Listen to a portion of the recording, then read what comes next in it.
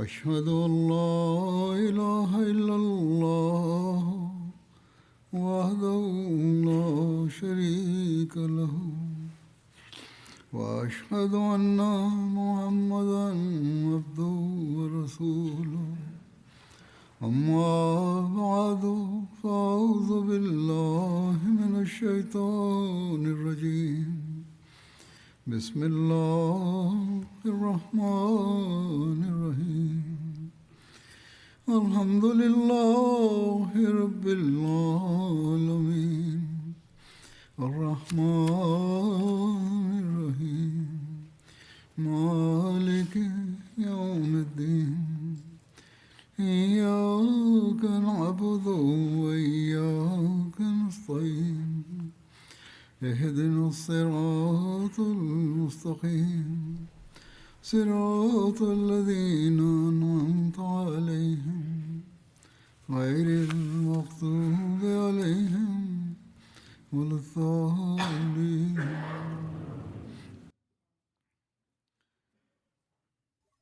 لکه څنګه چې په تېره خطبه کې د تبوک د غزا باره کې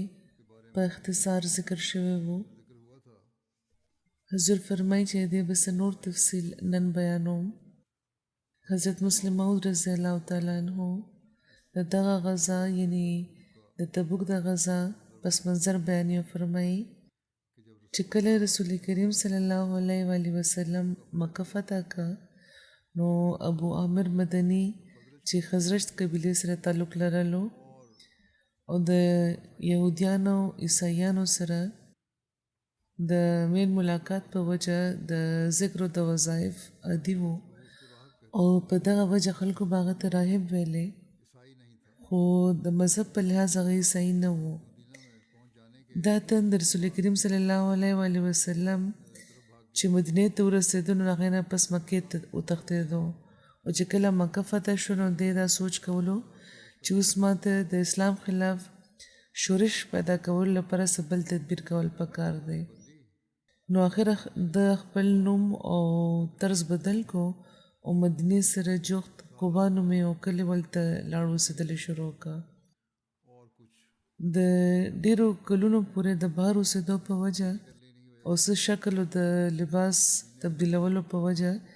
د مدینې خلکو په عام طور دا ونه پیژندو او صرف هماغه منافقانو دا پیژندو چې چا سره د تعلق پیدا کړی و. د مدینې منافقانو سره یو ځای دا تجویز جوړ کو چې زه به شام ته ورشم او هلته به عیسائی چې کوم حکومت دی او د عربو عیسائی قبیلې چې کومې دي دا به زه لمسوم او دوی چې دوی په مدینې باندې حمله وکړي او دلته به تاسو دا مشهورول شروع کوي چې د شام فوجونه په مدینې باندې د حمله کوونکي دي یعنی کوم د مدینې منافقان دي هغوی د دا خبره مشهوره کړي. وایي که زما منصوبه کامیابه شوه نو بیا چې دی دواړه یو بل ته مخامخ شي نو جنګ به وشي د دوی ترمنځ او که زما منصوبه کامیابه نه شوه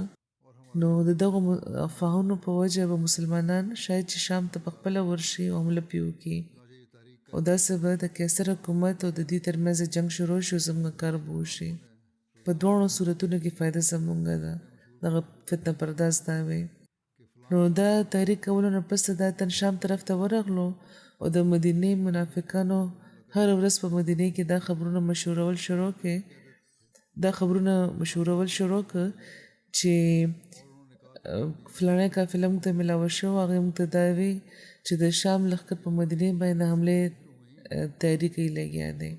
او په بله ورځ به بیا دوی وی چې فلانه قافله و دغې خلک موږ ته میلاو شوي و هغوی موږ ته وی چې په مدینې باندې د شام لښکر حمله کوونکی دی. دا خبرې دومره په شدت خپرېدل شروع شو چې رسول کریم مناسبه وګڼله چې هغوی د پخپله اسلامي لښکر سره ورشي او پخپله د پخپل اسلامي لښکر سره ورشي او پخپله د شام د لښکر مقابلې له ورشي. دا وخت د مسلمانانو لپاره ډېر د تکلیف وخت و. د کال و او تیر کال په موسم کې غله او میوه کمه پیدا شوې وه او د موسم چې کوم اجناس و هغه هم لا نور پیدا شوي د سخت کال فصل لا نو پرې کړی شوی د ستمبر اخرو یا د اکتوبر شروع و چې کله هغوی دغه مهم لپاره روان شو منافقان خبر وو چې دا ټول شرارت دی چې هغوی کړی دی او په چالاکۍ دوی د هر څه کړی دی او که د شام لښکر حمله ونه کړه نو مسلمانان به په خپله شامیانو سره ورشي په جنګ شي او دغه شان به تباه شي د معتد جنګ حالت دغې مخې ته وو ها وخت مسلمانانو ته دومره د لوی لښکر سره هغوی مخ شوي وو چې ډېر څه نقصان هغوی پورته کړی او په ګرانه را واپس شوي وو اوس هغوی یو بله موته په خپلو سترګو لیدل غوښته چې پکې رسول کریم صلی الله علیه وسلم به نعوذ بالله د هغې په خیال شهید شي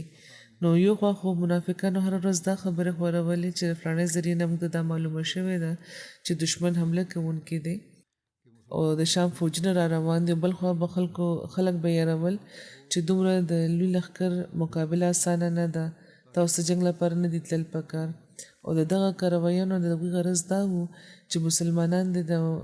په شام باندې د حملې له ورخوشي خو تر څو چې ترنه کېدی شي نو کم شمېر کې دي لاړ شي چې په دې به د دې شکست زیات یقیني شي زیات نه زیات یقیني شي چې لږ وي دي په شمېر کې نو شکست به یقیني وي بهرحال د کم خبرونو چې را روانو نو د هغوی په وجه رسول کریم د حالاتو د واقعاتو جایزه واخیسته او په دغه نتیجه ورسېده چې که هغوی د رومیانو مقابلې کې تاخیر وکړه یا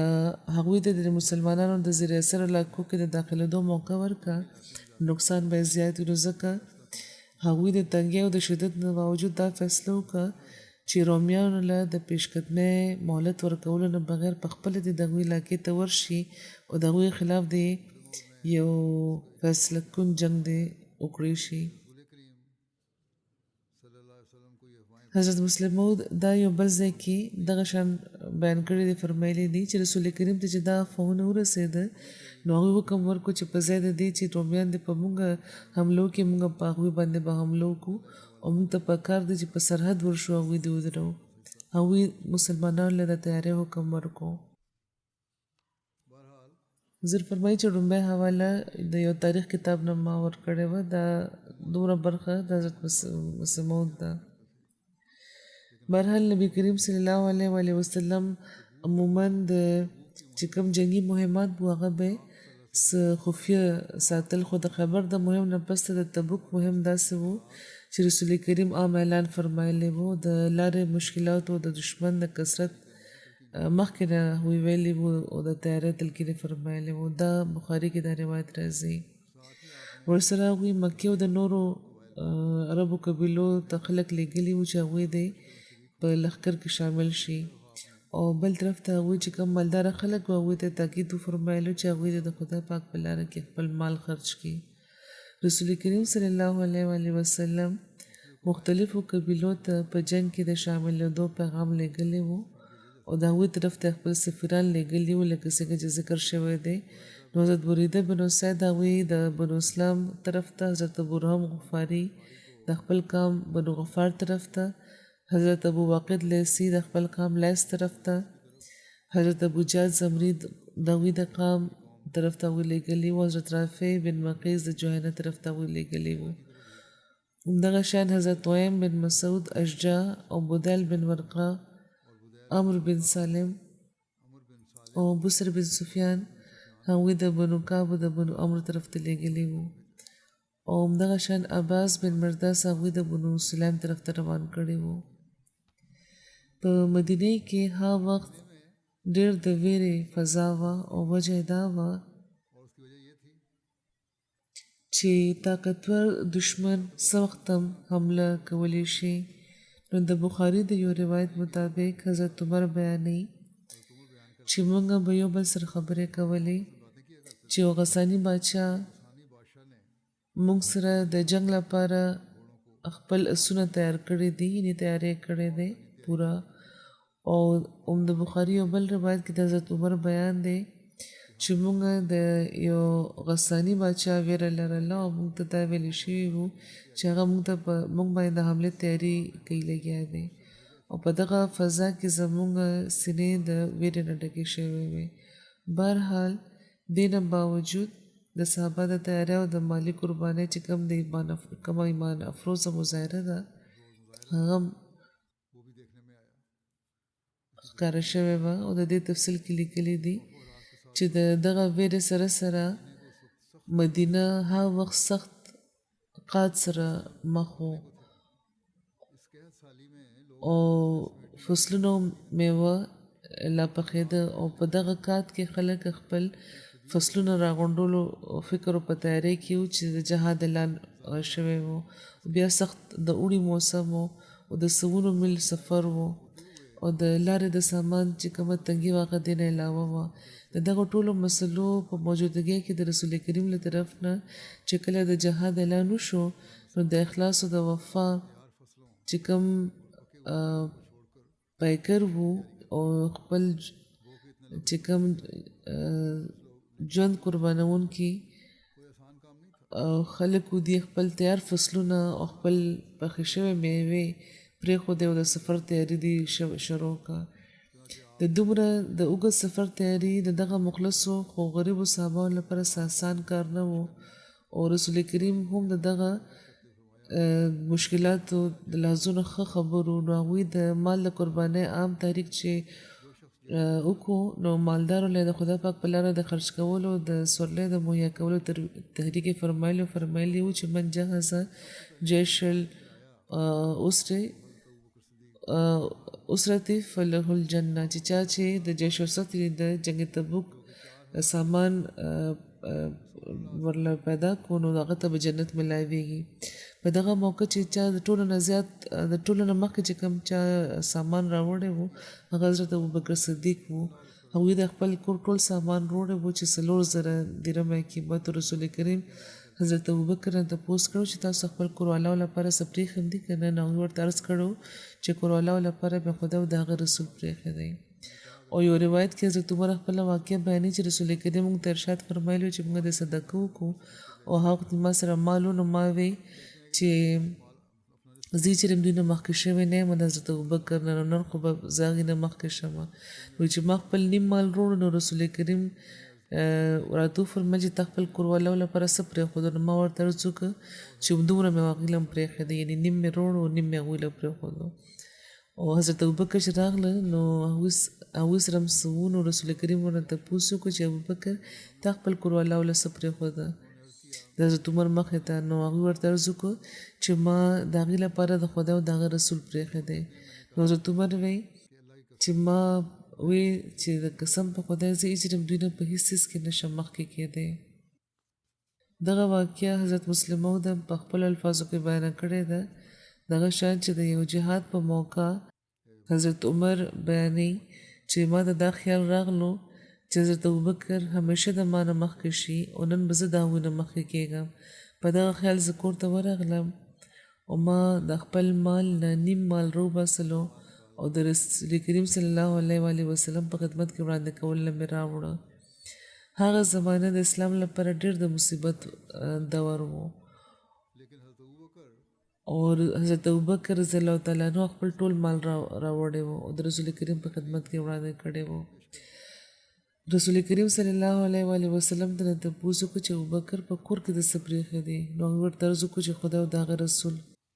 حضرت عمر فرمایي چې دا چې ما واورېده نو ډېر شرمنده شوم او ما دا وګڼل چې نن ما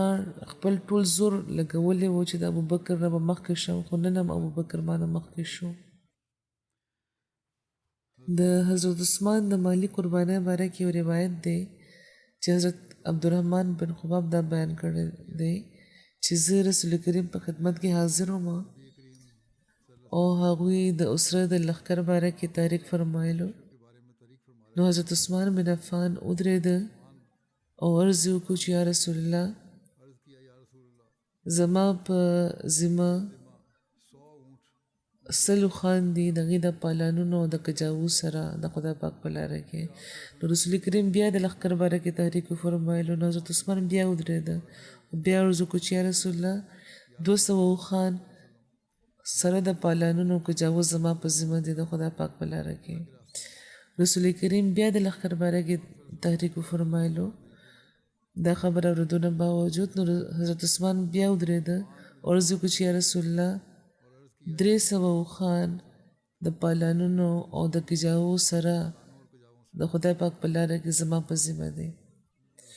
نو ما رسول کریم ولید چې هغوی د منبر نه کوزېده او هغوی فرمایل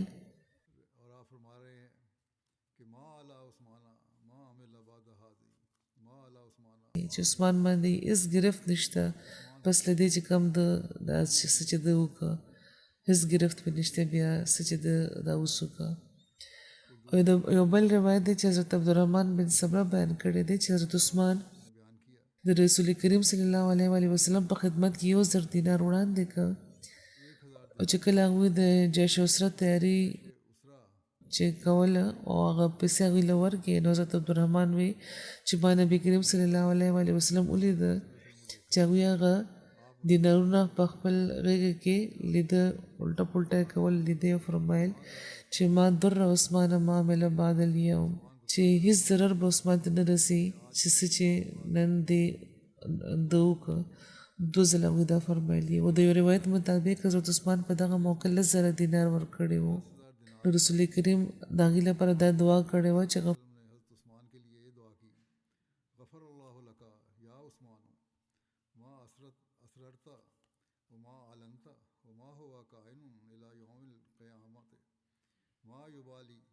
چې عثمان خدای پاک د تا سره د مغفرت سلوک وفرمایي دا تا د هغې لپاره چې کوم ته مخفي طور باندې کړی دی او څه چې ته اعلانیه طور باندې کړی دی او بیا تر قیامته چې دا سم کوي نو دته څه فکر نه دی پکار او د یو روایت مطابق هغوی د دغه جنګ د تیاری لپاره 1000 اوښان او 80 اسونه وړاندې کړي وو یو روایت مطابق رسول کریم په دغه موقع د حضرت عثمان په حق له دا دعا کړې وه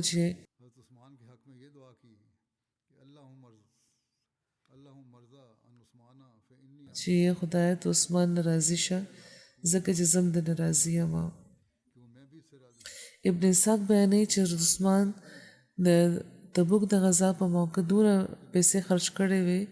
چې بل یو صحابي هم دومره پیسې نه وې خرج کړې او حضرت عثمان یوه تجارتي قافله وه چې د شام نه ډېره نفع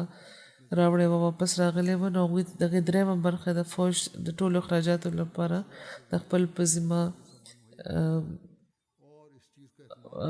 اخیستې وه او نو هغوی دا وایي چې یعنې د 3مه برخه چې کوم د فوج دی د هغې خرج به زه برداشت کوم او هغوی د 100,000 نه زیات د فوج سامان مهیا کړی و د دغه څیز اهتمام یې کړی چې د هر فوجي لپاره د یوه تسمه هم د هغوی د پیسو نه به خرج کېږي یعنې وړوکي چې کوم څیز وي هغه به هم هغوی ورکوي او په دې د هغوی 10,000 دیناره خرج شوي چې د اوښانو د اسونو نه علاوه وو نه علاوه 1,000 اوښان او 100 اسونه او نور سامان سره 1,000 دیناره هم هغوی د رسول کریم په خدمت کې وړاندې کړي وو دا 1,000 دینار د هغو 100,000 دینارو نه بیل وو چې کوم هغوی د 100,000 فوجیانو د تیاری لپاره ورکړي وو په دغه موقع حضرت عبدالرحمن بن عوف 100 اوقیه سپین زر وړاندې کړي وو د ځینو روایتونو مطابق 200 اوقیه سپین زر وړاندې کړي وو دا یو اوقیه یو وزن دی چې د 10 تولې برابر وي یعنی 1,050 یا د 2,100 توله سپین زر یا 2.5 کیلو سپین زر د نن سبا زمانه په لحاظ کې ورته وګورئ بیا رسول کریم فرمایلی و چې عثمان بن عفان عبدالرحمن بن عوف د په ځمکه د خدای په خزانو کې خزانې دي چې د خدای پاک د رضا لپاره خرج کوي دوی ډېر مال ورکړی و یو روایت دی چې حضرت عبدالرحمن 400 اوقیه سره زر وړاندې کړي وو یعنی 4,000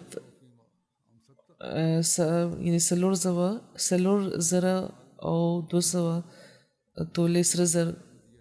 او ځینې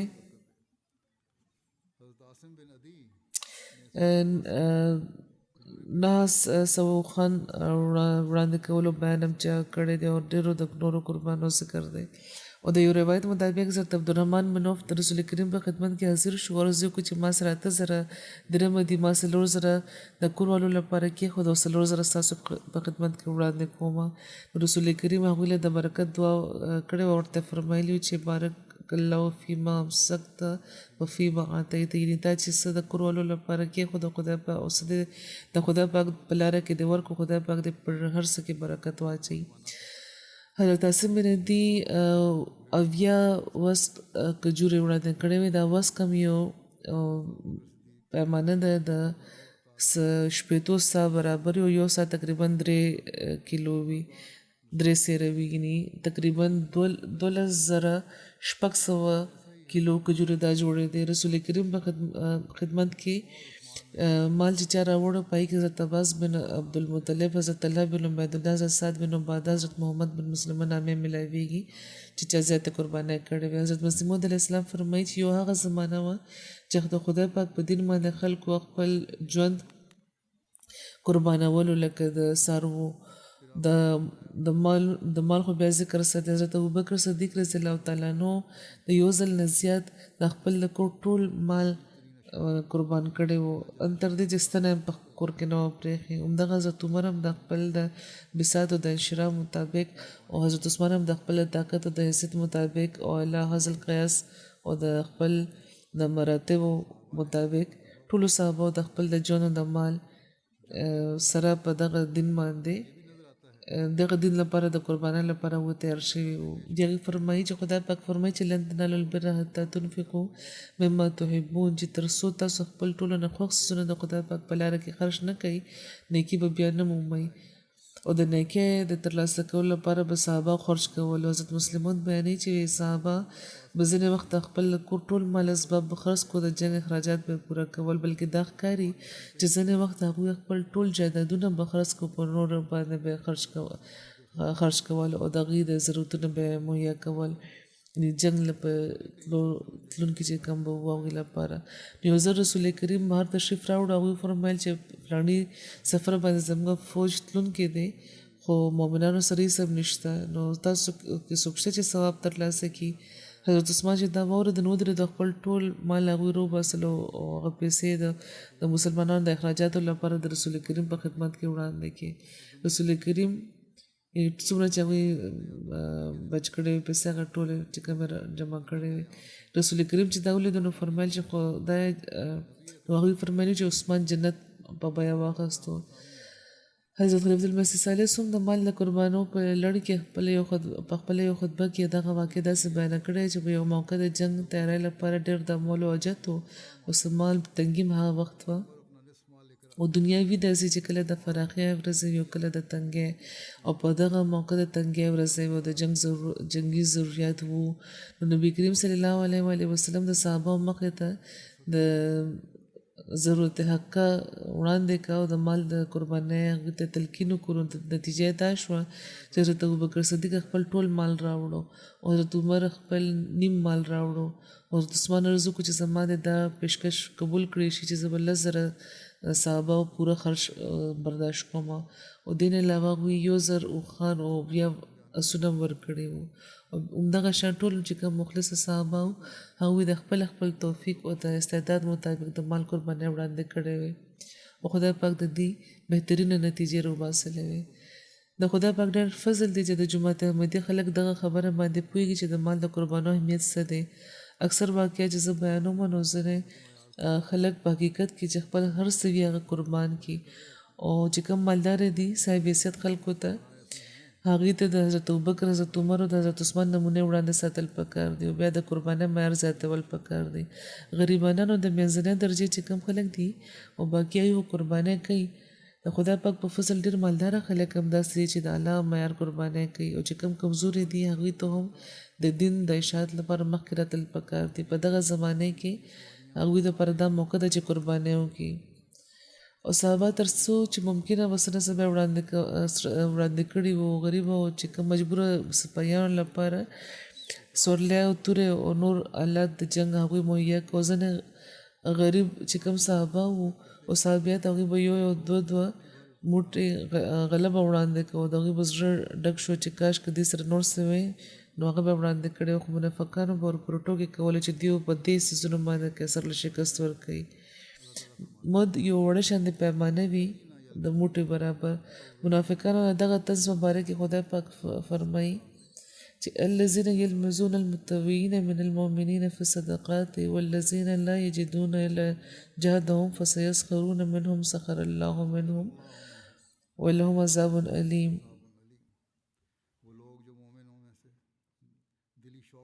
چې کم خلک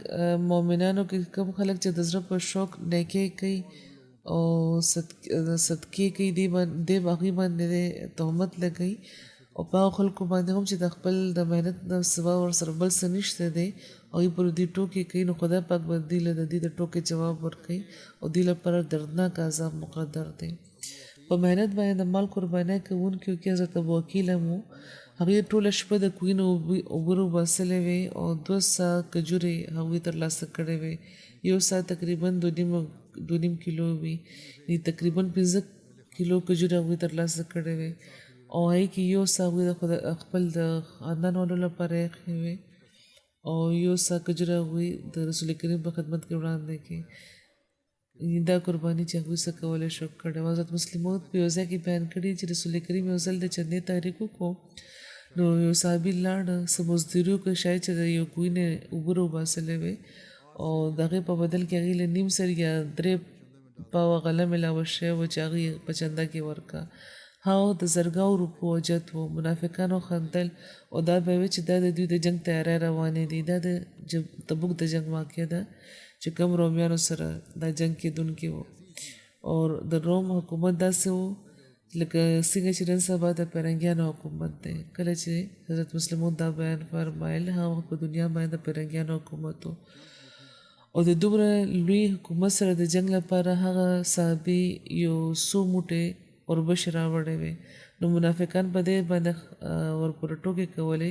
او چې کله رسول کریم خبر شو نو هغوی فرمایل چې دوی څه خبر دي چې د خدای پاک په نظر کې دغه اوربشو څه قیمت دی همدغه اوربشې وو چې په دې باندې بیا مسلمانانو ته فتح دغې په وجه مسلمانانو ته فتح ترلاسه شوې وه او رومیانو ته شکست شوی و او نه صرف رومیانو ته بلکې ایرانیانو ته او د هغوی حکومت چې د رومي حکومت په مقابله کې و هغې له بیا مسلمانانو شکست ورکړی و د یو صحابي یو عجیبه واقعه ده د هغې ذکر دی لکه څنګه چې بیان شو چې په دغه جنګ کې تیاری لپاره مخلصو صحابهو سره کې د سفر تیاری او د مال قربانۍ لپاره مال قربانۍ په ذریعه په دغه تحریک کې د شاملېدو کوشش کولو او خپل د استعداد مطابق هغوی کوششونو کې مصروف وو مالدار اصحاب خپل مال او دولت وړاندې کولو او غریب او نادار صحابه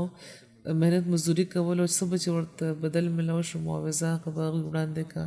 په دغه حالاتو کې یو صحابي حضرت عروه بن زید دغه ذکر ملاویږي هغوی د خدای پاک د رضا ترلاسه کولو لپاره یو ډېر معصومانه انداز خپل کړی و چې ټولو نورو مخلصینو نه هغه بدل و هغوی نادار وو مخلص وو هغوی سره سوونه وړاندې کولو لپاره نه توان لرلو چې هغوی د په جهاد کې شریک شوي وي نو هغوی یو شپه د لمونځ لپاره ودرېدو او ګریه او زارۍ کوله او خدای ته عرض وکړو چې خدای تا د جهاد حکم ورکړی دی او د دې ترغیب دې کړی دی خو ما سره هېڅ هم نشته او ستا رسول سره هم څه دومره سامان نشته چې مال راکړي او زه ورشم وجنګېږم ستا نبي د مال د قربانۍ تحریک فرمایلی دی زه پکې شاملېدی نه شم خو زه خپل د ژوند او د مال او د عزت باندې کېدونکي هر ظلم او زیاتۍ معاف کوم او هغه په مسلمانانو صدقه کوم چې کله سحر شو نو دوی د نورو صحابهو سره د نبي کریم په خدمت کې حاضر وو نو رسول کریم تپوس کو چې نن شپه چا چې د خپل عزت صدقه کړی دی هغه چېرته دی هېڅوک هم ونه درېده او چې رسول کریم بیا وفرمایل نو آخر حضرت عروه ودرېده او ټوله خبره هغې ته وکړه رسول کریم ورته فرمایل چې ابشر هو الذي نفسي بيده لقد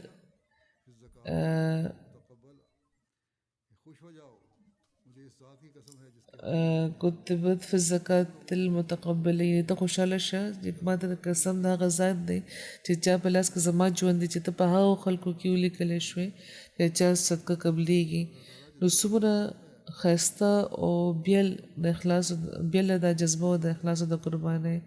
او خدای پاک چې د زړونو حال نه خبر دی او د ټولو حالاتو نه خبر دی هغه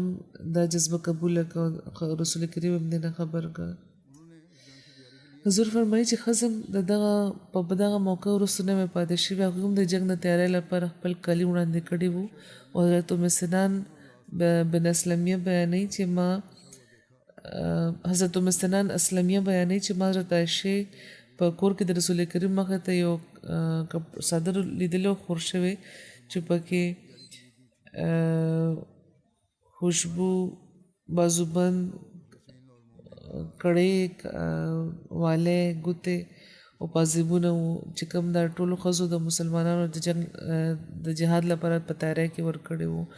بهرحال یو طرف ته خو مخلصانو د مؤمنانو دا حال او بل طرف ته په دغه موقع منافقانو خپل پوره زور لګولی وو او یو اړخ نه دا د منافقانو له طرفه آخري د حربه و دغوی او سازش و د دې د کامیابۍ هغوی پوره یقین لرلو او په دغه یقین قایم و چې مسلمانان به د شام طرف ته په دغه اوږد سفر روان شي او په دغه شیطاني یقین هم قایم و چې نعوذ بالله رسول کریم به واپس را نشي او د دې پوره کوشش دا و چې مسلمانان د کم نه کم هغوی سره وځي او دغه سوچ مطابق چې مطلب دغه دا و چې د مسلمانانو شمېر چې څومره کم وي لښکر چې څومره وړوکی وي نو همدومره به دا د لښکر د شکست او د مرګ بیا یقیني وي او هغوی د موجوده حالاتو د تنګۍ او د سفر د تکلیفونو او د مشکلات چې کم وو د هغې به ډېر ذکر کولو مبالغه به پکې کوله مسلمانانو د ویرولو لپاره او په مختلفو بانو به هغوی لمسول چې هغوی د پکې شامل نشي دا چې لکه څومره ګرمي ده اوږد سفر دی وسیلې ډېرې کمې دي د سفر د مدینې د آبادۍ اکثریتي برخه چونکې کروندې سره وابسته وه او د هغوی فصلونه تیار وو دا فصلونه د قحط په زمانه کې تیارېده او بیا په مدینې کې ځای په ځای مسلمانانو سره به هغوی دا خبرې کولې چې تاسو خبر نه یې چې کم فوج سره به چې تاسو مخ کېږئ هغه څومره سخت او جنګجو دی او دې سره جنګ سه آسان کار نه دی او موږ تاسو ګورو تاسو به یا وجلې کېږئ یا به تاسو ټول بندیوان شي منافقانو به دا ویلې او د دوی د منافقانو دا پروپاګانډا ډېره زیاته وه خو په مخلصو مؤمنانو باندې څه سر نه شوي خو ځینې کمزوري ایمان والا دومره وویرېده چې هغوی بانې کول شروع کې جنګ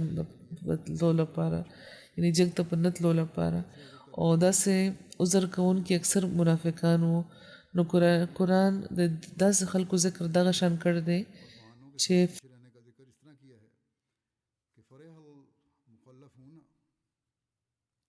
فرح المخلفون بمقعدهم خلاف رسول الله وكرهوا أن يجاهدوا بأموالهم وأنفسهم في سبيل الله وقالوا لا تنفروا في الحر قل نار جهنم أشد حرا لو كانوا يفقهون فليضحكوا قليلا وليبكوا كثيرا چې جهاد نه شاته پاتې شوي منافقان د خدا او د رسول د حکم برخلاف په خپل ځای ناست باندې ډېر خوشحاله دي او هغوی خپل ژوند او د مال سره جهاد چې کوم دا بد وګڼلو او یو بل ته وایي چې ډېره سخته ګرمي ده جنګ لپاره مه وځئ یو ځای نو دوی ته وایي چې جهنم چې کوم اور دی هغه د دغه ګرمۍ نه زیات سخت دی کاش که هغوی پوهېدی نو پکار دی چې هغوی د خپل په دغه دوکې باندې لږ د خاندي او د خپل د عمل په جزا دې زیات جاړي د روایتونو مطابق دا خلک به د رسول کریم په خدمت کې حاضرېده او څه نه څه عذر به یې وړاندې کولو چې د جهاد باندې نه تلو لپاره او اجازت به غوښته چې موږ جهاد له نه ځو رسول کریم به ورله اجازت ورم کو د اتیاو نه زیات کسان داسې وو چې په مختلفو بانو جهاد باندې د جهاد له د نه تلو اجازت ترلاسه کړی و دا خلک د هغو منافقانو نه علاوه وو چې عبدالله بن ابی سره وو خدای پاک د منافقانو دغه ټولو بانو پردهدري کړې د قرآن کې واضح دا خبرې کړې دي چې د هغوی د روسو پاتې کېدل د هغوی د ایمان د کمزوري د لاسه دي او دوی د دروغو بانې دي او په قرآن کې چې کله د دې باره کې آیتونه نازل شو نو آینده لپاره هر چا ته تنبیه وکړې شوه چې د امام له طرفه چې یو تحریک وشي نو لبیک ویل پکار دي مخکې کېدل پکار دي څنګه هم چې وي نو د شمولیت تر خپل وسه تیاری کول پکار ده نو خدای پاک فرمایي چې لو کان ارضا قریبا وسفرا قاصدا لتبعوك ولكن بعدت عليهم الشقة وسيحلفون بالله لو استطعنا لخرجنا معكم يهلكون أنفسهم والله يعلم إنهم لكاذبون عفى الله عنك لما أذنت لهم حتى يتبين لك الذين صدقوا وتعلم الكاذبين لا يستأذنك الذين يؤمنون بالله واليوم الآخر أن يجاهدوا بأموالهم وأنفسهم والله ولي بالمتقين إنما يستأذنك الذين لا يؤمنون بالله واليوم الآخر وارتابت قلوبهم فهم في ريبهم يترددون ولو أرادوا الخروج لأعدوا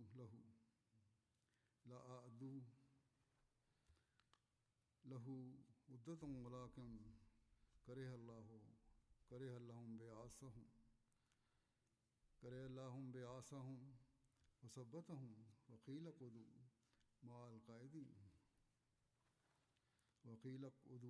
مع القاعدين لو خرجوا فيكم ما زادوكم إلا خبالا ولا أوذوا خلالكم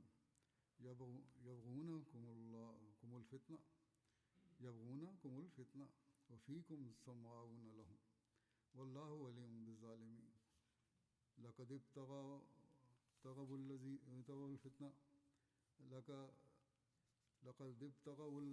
الفتنة من قبل وقلبوا لك الأمور حتى جاء الحق وظهر أمر الله وهم كارهون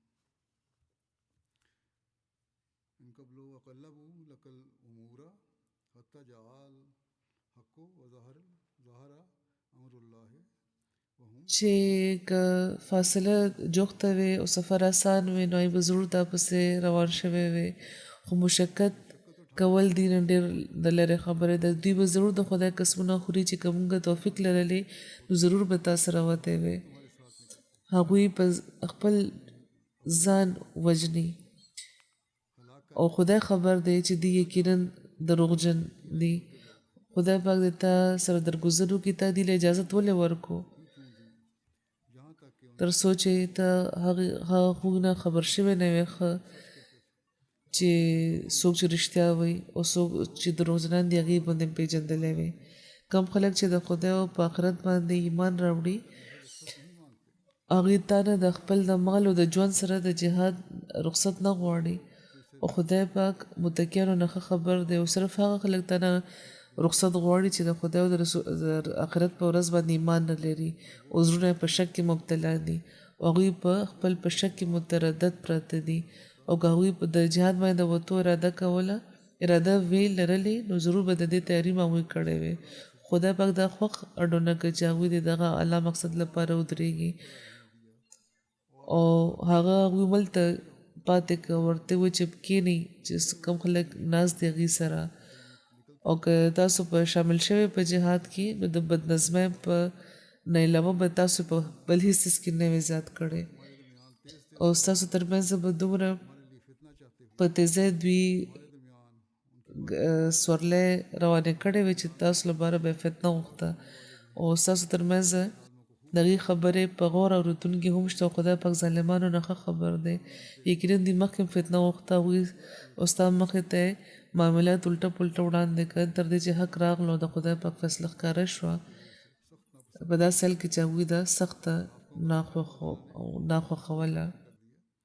نو د دغو منافقانو حال خدای پاک ښه واضح بیان کو رسول کریم ته وفرمیل چې تا د دې د دروغو عذرونه ومنل او که تا نه وې منلې او اجازه دې نه وې ورکړې نه د دوی د منافقت حقیقت په ټولو ښکاره شوی وی جنگ لپاره به دوی بیا هم نه تله خو بهرحال خدای پاک فرمایي چې د دوی نه تلل بهتره دي ځکه چې که دوی په څه وجه تللی وی نو جنگ دوران به دوی داسې حرکتونه کول چې د هغې په ذریعه به مسلمانانو ته نقصان رسېدو بهرحال د دغه منافقانو د خواهش مطابق خو نتیجې ښکاره نه شوې او باقي تفصیل حضور فرمایي چې انشاءالله آینده به بیانوم حضور فرمایي چې په تېره خطبه کې ما ذکر کړی و د ربوی په جومات باندې حملې زخمیان چې کوم احمدیان دي خدام هغې لپاره دعا هم کوي چې خدای پاک د ټول کامل صحت عطا کړي خدای پاک دې دوی د هرې پیچیدګۍ نه بچ کړي بیا وروسته هم ځینې وخت اثرات ظاهري کله چې دغه قسم حادثات وي دا وخت 3 خدام زیات زخمیان دي او په دغه وجه هسپتال کې لا داخل دي او باقي چې کوم 15 وو هغوی د علاج نه پس ته کور ته لېږلی شوي دي خو بهرحال د هغوی چې کوم علاج دی زخمونه دي د هغې ټیکېدو کې به لا وخت لګي خدای پاک د دوی ټولو ته کامله شفا عطا کړي او آینده د هر شر نه هر نقصان نه د هر ځای کې د جومات خلک بچو ساتي حضور فرمایي چې د لمونځ نه پس یو جنازه ده غایب هغه به هم کوو د مکرم سام علي نینا صاحب دی د مارشل آیلینډ تیرې ورځو کې د 83 کالو عمر کې دی وفات شوي دي په کیلیفورنیا امریکا کې ان لله و انا الیه راجعون اسلام سره وړومبي ځل تعارف د دوی د حافظ جبرائیل سعید صاحب په ذریعه چې زموږ د سلسلې مربي وو د هغې د تبلیغ په نتیجه کې شوی وو د کال 1980 په لسیزه کې او هغه ته اسلام قبول کړی وو احمدیت یې قبول کړی وو ډېر مخالفت یې دوی شوی وو او ډېر په استقامت دوی په خپل ایمان باندې ټینګ ولاړ وو یو سینیټر په پارلیمان کې اسلام چې کله غیر قانوني او ترهګرۍ سره وابسته مذهب ګرځولی وو نو دوی ډېر په جرأت په مقامي اخبار کې دا پیغام ورکړی وو چې موږ احمدیان یو مسلمانان یو او ترهګرۍ سره هېڅ تعلق نه لرو د هغوی دغه جرأتمندانه بیان د جومات لپاره د تقویت سبب جوړ شوی وو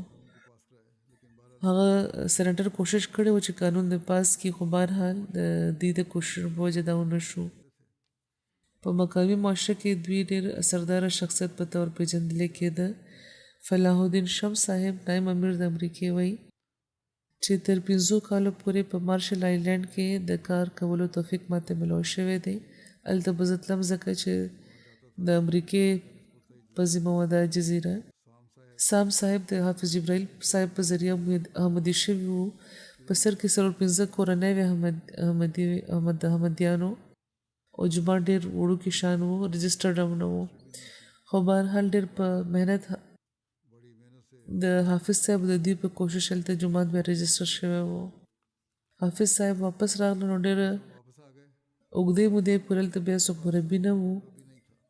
نو په دې په خپله سام صاحب تر خپل وفاته پورې خپل جومات سنبال کړی و او دوی به تبلیغ هم کولو او د جومات نامه چرې دوی تتېدو ته نه وه پرېښی ډېرې په ګرم جوشۍ به دوی جوماتي تعاون کولو کله به هم دلته د مرکز نه به چې وفد تلو نو دوی به د دې مدد کولو او همیشه به دوی مخکې کېده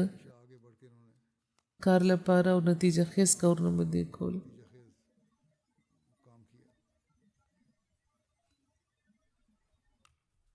په مارشل آیلینډ کې د جومات قایمولو کې دوی اول مقام لري زیاتره نومباین هم د دوی د کوششونو په نتیجه کې احمدیان شوي وو دوی د جومات صدر هم پاتې شوي دي د مارشل آیلینډ بیا دوی وایي شمس صاحب چې په کوسرای کې مشن قایمولو له تللی وم نو هلته هم سام صاحب مدد کړی و د هغوی یو څو ملګري وو هغوی شامل شوي وو او د خدای پاک په فضل مشن هاوس هلته به بیه اخیستلی شوی و او عمارت هلته جوړ کړی شو قریباتي کې هم دغه شان د دې په ذریعې د مشن قایمولو کې مدد ملاو شوی و بیا یو بل ځای کې هم د دې په ذریعه مشن قایمولو کې مدد شوی و. دوی وایي چې ما یو ځل د سام صاحب نه تپوس کړو چې ستاسو څه نیکي ده، څه وجه ده چې دغې په وجه په 3 جزیرو کې تاسو ته د جومات په قیام او په دې کې د مرکزي کردار د لوبولو توفیق ملو شوی دی. نو دوی ډېر په عاجزۍ دا ویلي چې دا هر څه د خدا پاک احسان دی، زما هېڅ کمال نشته.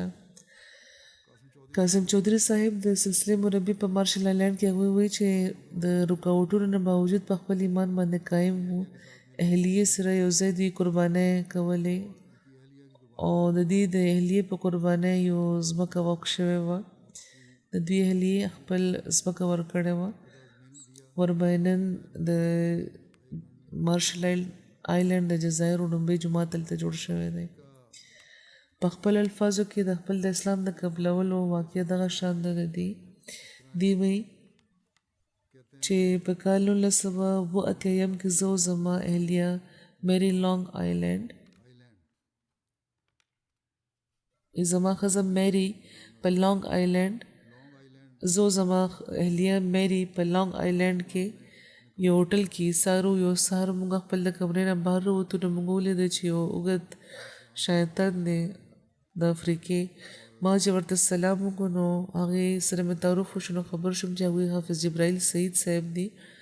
رومبی مبلغ هم د مایکرونیشیا. بهرحال ملاقاتونه کېده، تعلقات زیات شو. نو هغوی د اسلام تبلیغ ورته کړی و، د بایبل آیتونه ورته ښودلي وو او دا یې ورته ویلي چې د عیسی علیه السلام نه پس د یو نبي د راتلو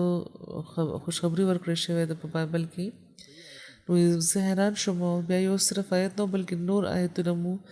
او د جدید عهدنامې کې د حضرت عیسی علیه السلام په خپله فرمایي چې زه به ځم او څوک بل څوک به ما نه پس ته راځي. په جان 14 د حواله ده وی چې دا ما مخکې نه و اورېدلي. د حافظ صاحب ډېر په ذات ما ته هره خبره به بایبل نه ښودله. اخر خدای پاک ما له هدایت راکړو، حقایق مې ولید او زما زړه د اسلام طرف ته مایل شو او ما اسلام قبول کړو. وایي چې کله خلک خبر شو نو سرکاري افسران نه وایي چې موږ به هېڅ اسلام په مارشل آیلینډ کې خپرېدو ته نه پرېږدو. نو ما په دې حافظ صاحب ته فون وکړو، هغوی هلته راتلي وو هغه وخت. نو هغوی وایي چې تاسو فکر مه کوئ، خدای پاک به لارې پرانیزي. وایي بیا خدای پاک داسې لارې پرانیستې چې یو ځل زه په کور کې ناست وم او یو تن د اټارني جنرال د دفتر نه راغلو او ما ته وایي چې رجسټریشن ستاسو منظور شو د جومات د قیام. نو یو خوا خو یو وخت هغه چې خلکو خنډ ودرول، خو بیا خدای پاک په خپله داسې انتظام وفرمیل چې رجسټریشن د منظورۍ سامان خدای پاک وفرمیل او کور ته ورسېده. وایي بیا ما فوراً هغه کاپي حافظ صاحب ته ولېږله. وایي چې بهرحال د وخت تېرېدو سره زه په دې پوه شوم چې احمدیان د نورو مسلمانانو نه ممتاز دي او په دې زه فخر کوم او همیشه به زما زړه نه به یو اواز پورته کېدو چې زه احمدي مسلمان یم او په دې به فخر راته کېدو. وایي تر 20 کالو پر یو مبلغ دلته نه و راغلی او زه ډېر به پریشانه وم او حافظ صاحب چې تاسو د وخت خلیفه ته خط لیکئ او انتظام به وشي څه نه څه. وایي بهرحال په کال 2004 کې د مرکز نه ما له هدایت راغلو چې یو تن را روان دی د ایرپورټ نه راواخلي. نو یې زه ورغلم ایرپورټ ته. نو هلته څه وخت پس ته یو تن په مخې مسکا هغه بهر راغلو او ما نه نوم تپوس وکړو. نو ما ورته وویل سیم. نو هغه جواب ورکړو چې زما نوم کوثر دی، نام الحق کوثر صاحب و. د هغه ورځ نه وایي موږ دواړه د وروڼو په شان شو. موږ یو ځای کوثرای د پومپی سفر کړی و، تر هفتې پورې هلته ایسارو او دغه شان چې کله موږ بېل هم شنو تعلقات زموږ داسې وو چې لکه د ډېرې مودې نه یو بل پېژنو. نو دا اسلامي ورورولي ده. وایي د خدای پاک په فضل مسلمانېدو نه پس زما زړه ته سکون او روح ته مې اطمینان میلاو شو. مونځ زه بدل کړم، زما اهلیې هم ما کې دا بدلون محسوس کو او نه پس به چې کله ما ته د سزي زجت په خودونو ما به خدای نه وغوښتو خدای پاک به فوراً پوره کولو او بار بار ما د نصرت په خپلو سترګو لیدلی دی او هر ځل مې د خدای شکر کړی دی. د دوی نوسۍ جولیا وایي چې ډېر مخلصه مسلمان و او د خپل د ایمان نه به تسلي او طاقت ترلاسه کولو. اکثر وخت به د دوی په عبادت کې تېرېدو او د قرآن تلاوت ډېر زیات خوښ و. د مختلفو اسلامي کتابونو مطالعه به یې کوله او اکثر به موږ هغوی لیده په ژور سوچ کې به ډوب و او په فکر کې. خدای پاک د ورسره د مغفرت او د رحم سلوک وفرمایي. د دوی د خاندان ځینې خلک دي چې احمدیان نه دي، خدای پاک د هغوی هم توفیق ورکړي چې د دوی په نسل کې دي او هغوی د محمدیان شي.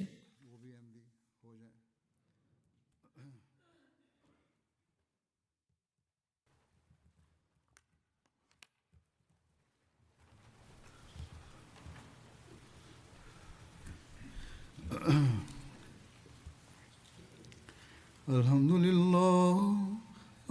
لله نحمده ونستعينه ونستغفره ونؤمن به ونتوكل عليه ونعوذ بالله من شرور أنفسنا ومن سيئات أعمالنا من يهده الله فلا مضل له ومن يضلل فلا هادي له ونشهد أن لا إله إلا الله ونشهد أن محمدا عبده ورسوله. عباد الله رحمكم الله إن الله يأمر بالعدل والإحسان وإيتاء ذي القربى وينهى عن الفحشاء والمنكر والبغي يعظكم لعلكم تذكرون. اذكروا الله يذكركم وادعوه يستجب لكم ولذكر الله أكبر.